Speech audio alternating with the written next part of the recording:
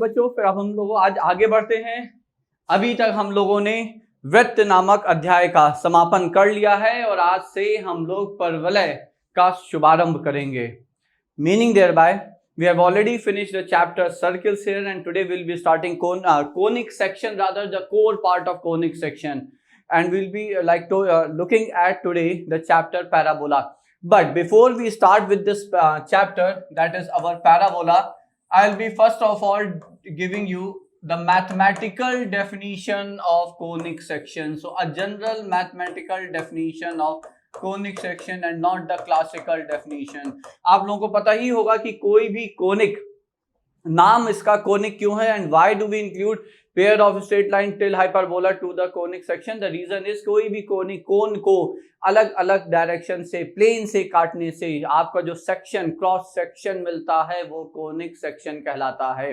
But that definition, the classical definition, is of no use for us right now. हम लोगों को जो समझना है वो मैथमेटिकल डेफिनेशन है। और मैथमेटिकल डेफिनेशन क्या कहती है? मैथमेटिकल डेफिनेशन कहती है कि locus of a point, of a variable point such that, which moves such that ratio of its distance, so such that ratio of its distance from a fixed point to its distance from the fixed line, so ratio of its distance from the fixed point.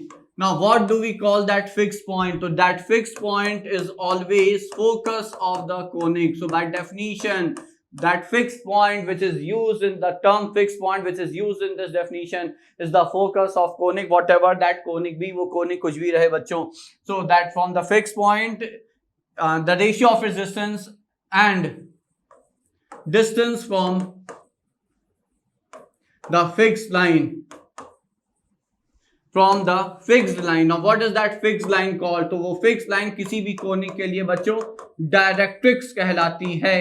So that is called directrix. So from the ratio of that variable point from the fixed point and its distance from the fixed line remains constant throughout.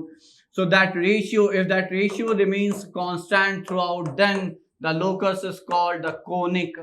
That locus is called one or the other conic. ठीक है, तो अब वो जो constant ratio है वो हमारा eccentricity कहलाता है. So each and every term in this definition is quite important.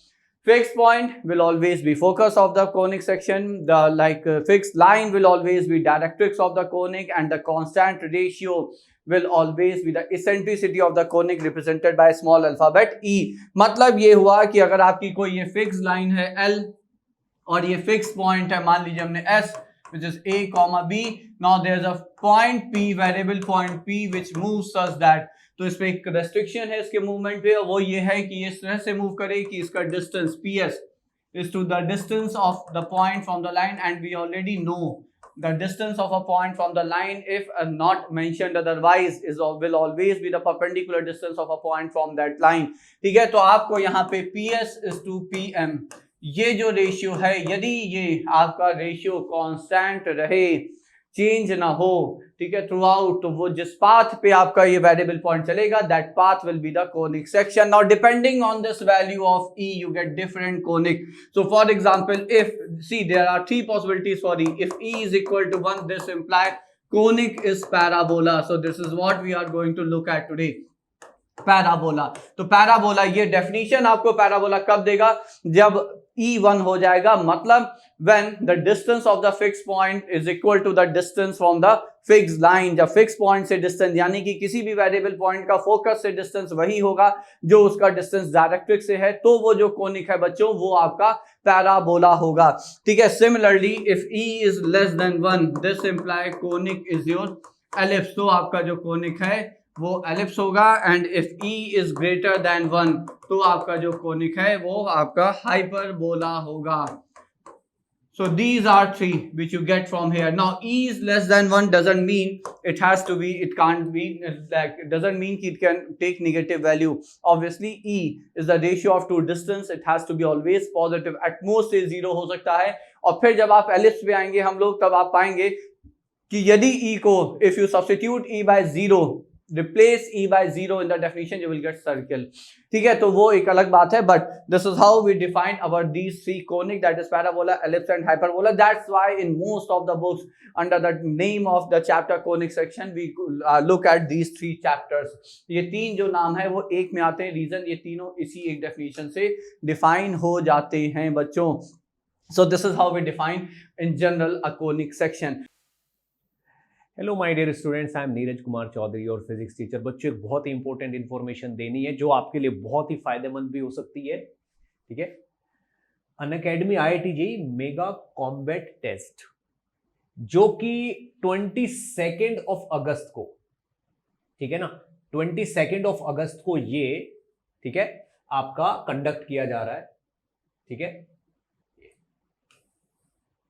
सुबह 11 बजे.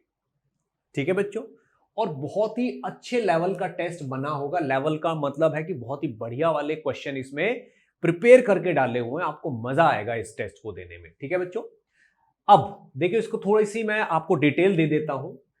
500 लोगों को अवार्ड देने का डिसाइड किया गया, यानी कि चांसेस बहुत ज्यादा बनते हैं कि आपको मिलेगा. ठीक है ना, 22 अगस्त 11 AM, और ये इनवाइट कोड है NKC सर. जब भी आप इसमें एनरोल करोगे, NKC सर आपको कोड डालना है. तो जितना जल्दी हो सके उतना जल्दी आप इसमें एनरोल कर लो. ठीक है, और टोटल 4 करोड़ तक के इनाम है यहां पे. ठीक है, यानी कि जो अवार्ड्स होंगे वो काफी बड़े होंगे. ऐसा नहीं है कि बस छोटे छोटे अवार्ड्स होंगे. बहुत सारे लोगों को, 500 लकी पार्टिसिपेंट्स को एप्पल आईपैड मिनी और भी बहुत सारी चीजें दी जा सकती है. यानी कि आप जीत सकते हो इतनी अच्छी अच्छी चीजें. तो बच्चों, इसमें और भी चीजें हैं. रैंक 1 से 3 तक आपको 1 ईयर का IIT JEE का प्लस का सब्सक्रिप्शन फ्री है, 100% फ्री. 4 to 10 75% free. ठीक है ना, 11 to 50 50%, और 51 से 150 25% का स्कॉलरशिप आपको मिलेगा. तो बच्चों, ये बहुत ही अच्छी अपॉर्चुनिटी है आपके लिए. ठीक है, चलिए, तो जितना जल्दी हो सके इसमें एनरोल कर लो. ये आपका सिलेबस लिखा हुआ है. क्लास 11th के सिलेबस की अगर हम बात करें तो बेसिक मैथ आएगा, वेक्टर्स आएगा, यूनिट डायमेंशन, रेक्टिलिनियर मोशन, ठीक है ना, काइनेमेटिक्स और NLM, फ्रिक्शन, यानी कि फ्रिक्शन तक का आएगा 11th क्लास में. 12th क्लास का सिलेबस देखें तो इलेक्ट्रोस्टैटिक, करंट, इलेक्ट्रिसिटी और मैग्नेटिक इफेक्ट्स ऑफ करंट, यानी कि मैग्नेटिक फील्ड और मैग्नेटिक फोर्स तक आएगा. 13th यानी कि 12th पास का अगर हम देखें तो काइनेमेटिक्स आएगा, NLM आएगा, फ्रिक्शन, वर्क पावर एनर्जी और सर्कुलर मोशन. ठीक है बच्चों, तो जितना जल्दी हो सके इसमें आप एनरोल कर लीजिए. Best of luck. Now let us come back to our topic for today and that is parabola. तो parabola की definition तो हमने आपको यहाँ पे बता ही दी है बच्चों. पैराबोला की डेफिनेशन आपको हमने बता दी है. Locus of a point which moves such that its distance from a fixed point which happens to be the focus is equal to its distance from the fixed line which happens to be the directrix of the conic, and here in this case it's parabola. ठीक है, तो ये है definition आपकी यहाँ पे parabola की. I hope आप लोग समझ गए होंगे. अब देखिए, इस डेफिनेशन के एप्लीकेशन पे भी क्वेश्चन पूछा जा सकता है बच्चों. And how can that question be frame and what informations can we get from that like given information. Let's see that. तो देखिए, क्वेश्चन ये है, मान लीजिए आपसे कहा गया कि locus of a variable point P x, y is, and we know locus. अब हम लोग पता है जब लोकस की बात हो रही होती है तो हम इक्वेशन से ही उसे रिप्रेजेंट करते हैं, because at times we don't know the name of the curve which you are going to get with the help of like mathematical way of getting the locus. ठीक है, तो हमें नहीं पता, तो कई बार अक्सर हम लोग लोकस को सिर्फ और सिर्फ इक्वेशन से रिप्रेजेंट करते हैं. तो वही आपको दिया हुआ है. Locus of a point P x, y is given to be 13 times x minus 4 whole square plus y plus 3 whole square is equal to, and this is 2x minus 3y minus 7 whole square. Now let's say this is given to us. मान लिया ये हमें given है. अब देखिए, इस तरह के क्वेश्चन में सबसे इंपॉर्टेंट है कि आप ये रिकॉग्नाइज कर पाए कि इंफॉर्मेशन किस टर्म्स में, किन टर्म्स में दी हुई है. तो सबसे आसान है यहां रिकॉग्नाइज करना, इस फॉर्म को समझ लेना. ये फॉर्म आपको क्या बताता है? ये है distance of variable point P, distance of variable point P x, y from the fixed point like something I'm not giving it a name 4 comma minus 3 isn't that. तो ये जो आपका टर्म है ये डिस्टेंस है, ज्यादा डिस्टेंस का whole square है, ठीक है, बिकॉज अंडर रूट में आता है, तो ये डिस्टेंस का फॉर्मूला है बच्चों. Now so this gives you distance of a variable point from a fixed point. So on the other side you will definitely look for, because आपको अगर पता है ये कोनिक सेक्शन ऑफ हम लोग कोऑर्डिनेट ज्योमेट्री का अगर क्वेश्चन है तो कहां से आएगा. अगर आपसे लोकस पूछा गया है और उसके आगे जो हम पूछने वाले हैं वो आपको खुद बता देगा कि ये क्वेश्चन कोनिक का है, ठीक है. तो locus is given by this and then the question is like find the name that conic section and find its like eccentricity, focus and directrix. So that is the complete question. So locus is given. Now you have to recognize the conic which is being represented by this equation, and then also its focus, directrix and the eccentricity. So once you recognize which conic is it, तो eccentricity आपके सामने direct होगी, और उसके साथ साथ उसके बाद फोकस और डायरेक्ट्रिक्स को भी हम डेफिनेशन से ही एक्चुअली रिकॉग्नाइज करने वाले हैं. और अगर डेफिनेशन यूज कर पाएंगे तो हमें फोकस और डायरेक्ट्रिक्स दिख रहा होगा, तभी हम बच्चों यहाँ पे डेफिनेशन का प्रयोग कर पाएंगे, ठीक है. तो now let's come back to it. तो देखिए अब आपको जब पता चल गया है कि ये कोई कोनिक ही है, तो फिर और ये लेफ्ट वाला जो फॉर्म है ये डिस्टेंस का फॉर्म है from a point variable point P from the fix point A और the focus in that case. तो ये जो राइट साइड में फॉर्म है ये कैसे ना कैसे करके distance of a point from the line ही होना चाहिए बच्चों. ना how can you look at it. तो ये देखिए 2x माइनस 3y, तो अगर ये आपकी लाइन की इक्वेशन रहे ax minus by plus c equal to 0, ठीक है, तो डिस्टेंस फॉर्मूले में क्या होता है under root of a square plus b square. तो इसका जो अंडर रूट है क्या आएगा बच्चों, तो अगर हम यहाँ पे लिखें तो ये आएगा आपका 2x माइनस 3y. अगर हम इसे distance of a point from the line के टर्म में लिखें तो रूट 13 ये आ जाएगा. तो इसको बैलेंस करने के लिए आप 13 यहाँ लिखेंगे और ये देखिए 13 और ये 13 गायब हो गया. इसका मतलब आपकी जो इक्वेशन है, जो लोकस दिया हुआ है वो क्या है, x minus 4 whole square plus y plus 3 whole square is equal to 2x minus 3y minus 7 I suppose, and then square root of 13 whole square. Now this one, now if I take like remove square both the side of taking square root, तो ये आपका आ जाएगा, क्योंकि distances हैं they have to be positive, तो in that form only we want to look at it. तो ये हो जाएगा mod of 2x minus 3y minus 7 over square root of 13. Now look at this. This is distance of a variable point P from the fixed point A, and this is the variable point P from the fixed line 2x minus 3y minus 7 equal to 0. And since both the distances are equal, hence it is a parabola by definition. बच्चों बात समझ में आ गई. So this is how you can use definition here. अब देखिए सारी चीजें clear हैं. इसेंट्रिसिटी पैराबोला है तो इसेंट्रिसिटी 1 होगी. ये फिक्स पॉइंट क्या था, तो वही आपके डेफिनेशन में फिक्स पॉइंट ही आपका फोकस है, तो फोकस हो गया आपका which is 4 minus 3. And what is directrix here? So the fixed line is the directrix here. So it's 2x minus 3y minus 7 equal to 0. तो ये आपकी यहाँ पे directrix हो गई बच्चों, ठीक है. So this is how you can use this definition directly. So that's our definition in that case, in this case the definition of parabola, and this is how we can use it, ठीक है. तो ये हो गया आपका definition बच्चों. Now let's quickly look at different forms of equation of parabola.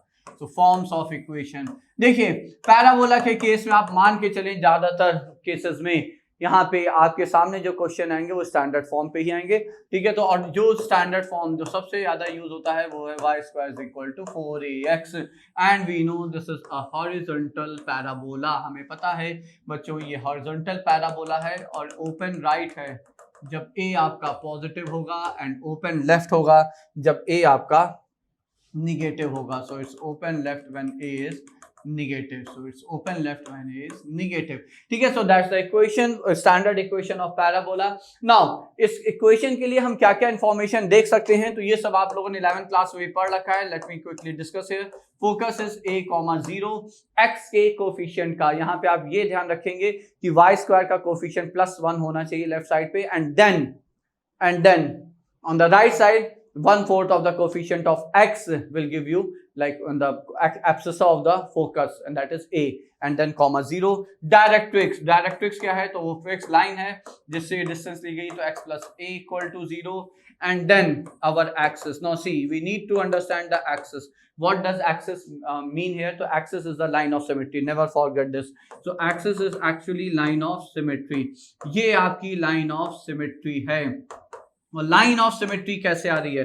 Line of symmetry perfect square term देगा बच्चों. तो यहाँ पे परफेक्ट स्क्वायर टर्म जो है वाई स्क्वायर है, तो वाई स्क्वायर को जब आप जीरो करेंगे तो यहाँ से लाइन ऑफ सिमेट्री आती है, जो कि आपका यहाँ पे एक्स एक्सिस है. So try to understand this term. ठीक है ना, each and every word are important here. So axis is the line of symmetry, and how do you get that line of symmetry? So the line of symmetry can be obtained in case of like conic section. In case of conic section, you can get line of symmetry as the by equating the perfect square terms with zero. तो आपका perfect square second degree terms मिला के, second degree terms सारे मिला के जो आपका perfect square term आएगा उसको आप जीरो कर देंगे, आपको line of symmetry मिल जाएगी बच्चों. ठीक है, तो ये line of symmetry है. अच्छा, उसको अदरवाइज भी आप डिफाइन कर सकते हैं कि a line that passes through the focus and that is perpendicular to the directrix. तो डायरेक्ट्रिक्स के परपेंडिकुलर और फोकस से पास करता हुआ जो लाइन है वो आपकी यहाँ पे लाइन ऑफ सिमेट्री है. तो ये हमने मान लिया यहाँ पे डायरेक्ट्रिक्स हो गई. So this is our x plus a equal to 0 vertical line which is directrix. ठीक है, तो ये हो गया. अब आते हैं वर्टेक्स पे. तो how do we get vertex here? तो वर्टेक्स को यहाँ पे डिफाइन करते हैं.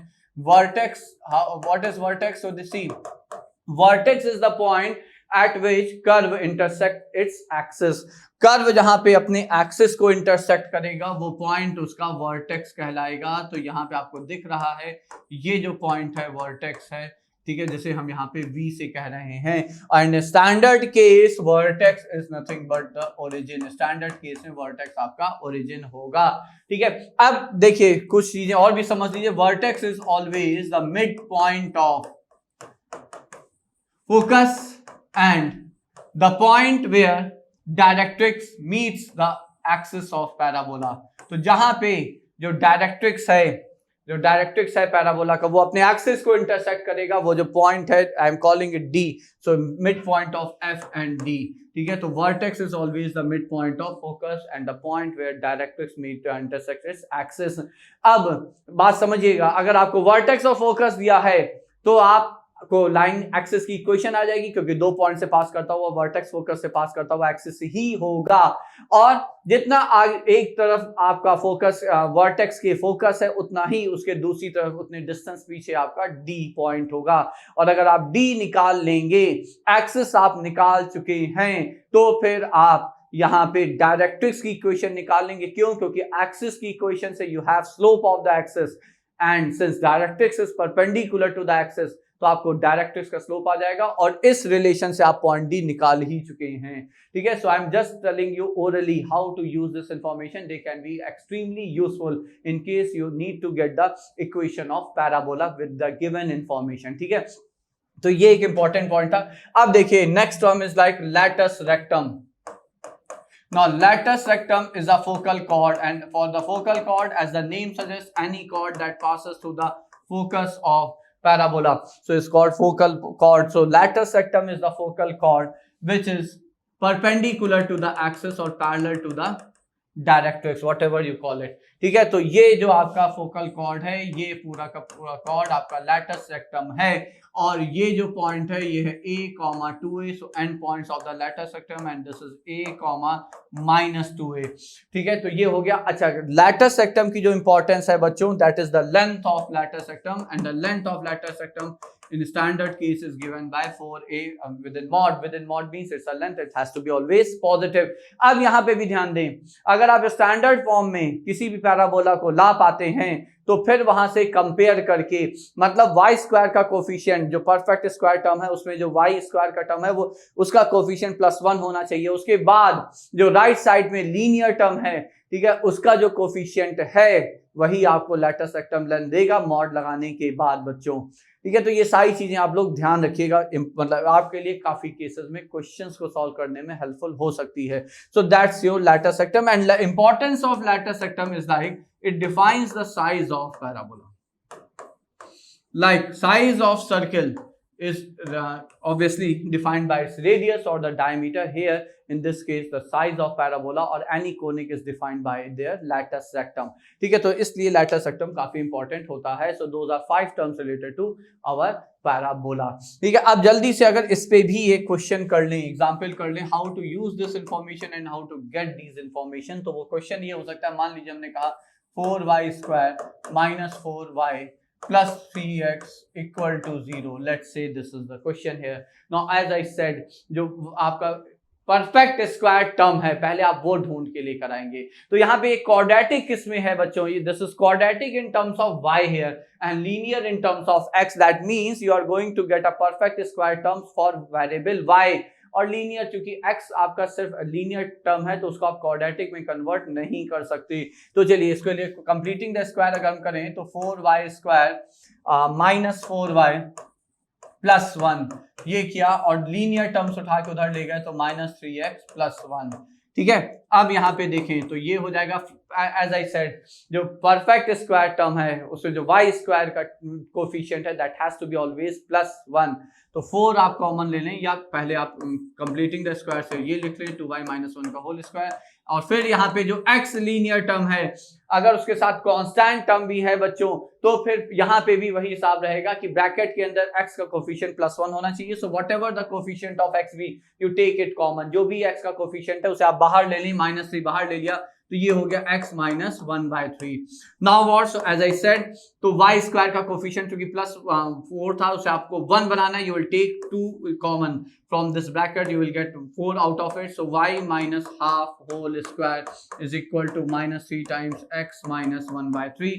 Now divide by 4 both the side and this is the equation which you will be using in this case. ये हो गया आपकी इक्वेशन यहाँ पे बच्चों. ठीक है, now in several cases we discuss it like and transformation of origin type of thing, but I never discuss it with the help of transformation or shifting of origin. I simply say use comparison here. हमने आपसे कहा कि ये है आपका y square is equal to -3/4 capital x.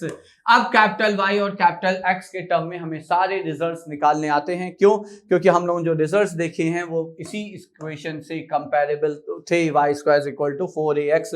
फर्क ये है कि वेरिएबल चेंज हो गया, स्मॉल y की जगह कैपिटल Y है और स्मॉल x की जगह कैपिटल X है. Rest remain same. Now let's start. तो देखिए सबसे पहले जो इंफॉर्मेशन डायरेक्ट है वो आप समझ लें. एज आई सेड एक्सिस कैसे आएगा, axis is the line of symmetry और जिसके अबाउट ये परफेक्ट स्क्वायर जो ये परफेक्ट स्क्वायर टर्म है उसको आप इक्वल टू 0 कर दो, आपका एक्सिस आ ही जाना है. तो आपको एक्सिस यहाँ डायरेक्ट दिख रहा है बच्चों, y minus half is equal to 0 meaning thereby y is equal to half. So a horizontal line passing through the point 0, half, ये आपका एक्सिस है. पहली चीज. दूसरी चीज लैटस रेक्टम की लेंथ भी आपको डायरेक्ट दिख रही है. As I said, जब आप स्टैंडर्ड फॉर्म में ले आए जहां पे y स्क्वायर का कोफिशिएंट प्लस 1 हो उसके बाद जो लीनियर टर्म है उसके कोफिशिएंट का मॉड, तो x का कोफिशिएंट है -3/4, इसका जो मॉड है. तो ये दो चीजें हम यहाँ पे लिख देते हैं. रीजन इज कि अभी हम आपको अदर वे भी जो निकालने का मेथड है उससे भी बताएंगे, but these two statements will always be helpful to you. ठीक है, इन केस आप थोड़ा सा स्टैंडर्ड फॉर्म के उसमें लिख पाए. तो अगर एक्सिस की बात करें, एज आई सेड जो परफेक्ट स्क्वायर टर्म है उसको उठा के 0 कर दीजिए, ये एक्सिस आ गया तो ये y is equal to half हो गया. सिमिलरली अगर हम लैटस रेक्टम की लेंथ की बात करें तो ये मॉड ऑफ -3/4 तो ये 3/4 ही हो जाएगा. तो ये दो इंफॉर्मेशन डायरेक्ट हैं. Now let's look at the method here. तो देखिए हम मेथड में क्या कहते हैं, फोकस क्या होता है बच्चों, फोकस है a,0. तो सबसे पहले अगर हम a की बात करें तो चलिए देखिए आपका इक्वेशन है y square is equal to -3/4 times x. Now if I try to compare it with y square is equal to 4ax, so I should have used the capital Y as the variable here, so it's like y square. Now how much is 4a? So 4a is -3/4, तो आपका a हो जाएगा -3/16. ये आपका a आ गया बच्चों. ठीक है, तो अब यहाँ पे आपने कहा भाई ठीक है ये आपका फोकस है, so -3/16, 0, but this was the focus for this form of equation of parabola, y square is equal to 4ax. ठीक है, तो इसका मतलब ये जो कोऑर्डिनेट्स हैं ये किसके टर्म में हैं, ये कोऑर्डिनेट्स हैं कैपिटल X, कैपिटल वाई के टर्म में। See this is one thing you need to understand. अगर थोड़ा सा भी अगर मिस कर गए हैं, भूल गए हैं पुरानी चीजों को, तो ये आपके लिए बहुत हेल्पफुल होने वाली है। ठीक है, तो बस इतना समझना है, आपने ये स्टैंडर्ड रिजल्ट लिखा है ये किसके टर्म में लिखा है। So you wrote it in terms of capital Y and capital X. Now how much is X? So we know that we replace this by capital X. तो हमने इसे capital X माना है और हमने इस टर्म को यहाँ पे कैपिटल Y माना है। So capital X की जगह आप X minus 1/3 रख देंगे। So this imply -3/16 is equal to X minus 1/3 and 0 is equal to Y minus half. यहाँ से आपका X आ गया and that is your 1/3 plus 1/16, rather 1/3 minus 1/16. Now how much is that? So it's 16 minus 9. So if I'm correct, so this is X is 7/16 and this is imply Y is nothing but half. ठीक है, तो आपका focus आ जाता है, and this is how you can get very easily the focus with the help of simple comparison. ये है तरीका बच्चों। इसी तरह से वर्टेक्स, डायरेक्ट्रिक्स, सब कुछ बच्चों। ठीक है, नॉन लेट्स मूव अहेड। तो देखिए डायरेक्ट्रिक्स की अगर हम बात करें तो डायरेक्ट्रिक्स की इक्वेशन क्या है? x plus a equal to 0 and again see which x did I use? I used capital X here. तो कैपिटल X फिर से आप रिप्लेस करिए, से किससे रिप्लेस करेंगे? तो ये आपने कहा भाई ठीक है, x minus 1/3 minus 3/16 equal to 0, तो ये 48 हो गया। ठीक है, yeah there I mistook it, isn't that? तो that would have been 48. So let me correct it here. तो ये हो जाएगा बच्चों आपका 48. So this should also be in that case 48. चलिए तो फिर आगे बढ़ते हैं। तो हाँ भाई, तो ये कितना हो जाएगा? ये 48 हो जाएगा और ये -6 -25 हो जाएगा। तो x is equal to 25/48. Again I will say you people should check it. ठीक है, कहीं कोई कैलकुलेशन की एरर तो नहीं है, बाकी कोई प्रॉब्लम है नहीं। अच्छा, वर्टेक्स कितना? Vertex standard parabola y² is equal to 4ax के टर्म में 0,0 ओरिजिन होता है, बट ओरिजिन किसके लिए? Origin in terms of capital X and capital Y. So again replace x by x minus 1/3 and y by y minus half. So how much is x? So आपका x आ गया 1/3 और y आ गया आपका half. So therefore vertex हो गया आपका 1/3, 1/2 and this is how you can use this transformation. ठीक है, तो अगर आप किसी भी इक्वेशन को स्टैंडर्ड फॉर्म से कंपेयर कर सकते हैं तो स्टैंडर्ड फॉर्म के सारे रिजल्ट्स आप वहां पे यूज अप्लाई कर सकते हैं बच्चों। So remember this point always and always, this can be extremely helpful, बहुत मददगार सहायता आपकी कर सकता है ये बिंदु। ठीक है, अब एक्सिस की बात आई तो एज आई सेड एक्सिस क्या है? कैपिटल Y इक्वल टू 0, तो वो हम लोग पहले ही देख चुके हैं और लैटिस सेक्टम लेंथ हम लोग पहले ही देख चुके हैं। सो this is how you can use your standard form of equation of parabola to get these results, to get focus, directrix, axis, vertex and whatever it is, lattice sectum length बच्चों। ठीक है, अच्छा इसी तरह से जो सेकंड फॉर्म है, quickly let us look at that also। 4x² is equal to 4by। यहाँ पे भी आपका फोकस क्या है? तो देखिए आपस में abscissa, see if you compare it with y² is equal to 4ax, so what's the change? The change is the coordinates has been interchanged. x की जगह y की जगह x आ गया। So this is what you are going to do in each and every result for the standard parabola। तो ये भी हो जाएगा 0,a की जगह ऑब्वियसली यहाँ b है तो b हो जाएगा। डायरेक्ट्रिक्स आपका x plus a था, यहाँ y plus a हो जाएगा, a की जगह b है तो y plus b हो जाएगा। वर्टेक्स में एब्सिसा और ऑर्डिनेट इंटरचेंज करने का कोई लाभ नहीं है, 0,0 ही है तो इट विल रिमेन 0,0। एक्सिस में वापस से वही आ जाएगा, y is equal to 0 था, ये x is equal to 0 हो गया, y एक्सिस है क्योंकि ये अपना वर्टिकल पैराबोला है। सो this is our nothing but vertical parabola. ठीक है, again open up if b is positive, open down if b is negative, and then at the last is your lattice sectum length and this is again the same concept, आपको वो पहले ही बता चुके हैं। Second degree term का coefficient +1 है, तो जो लीनियर टर्म है वेरिएबल में उसका कोफिशिएंट आपका यहाँ पे lattice sectum length देगा, बशर्ते वो पॉजिटिव मेंटेन किया जाए। ठीक है, तो this is how you can get results for this form of the equation of parabola. So these are two standard forms of equation of parabola. y² is equal to 4ax is the most useful form of the equation of parabola here।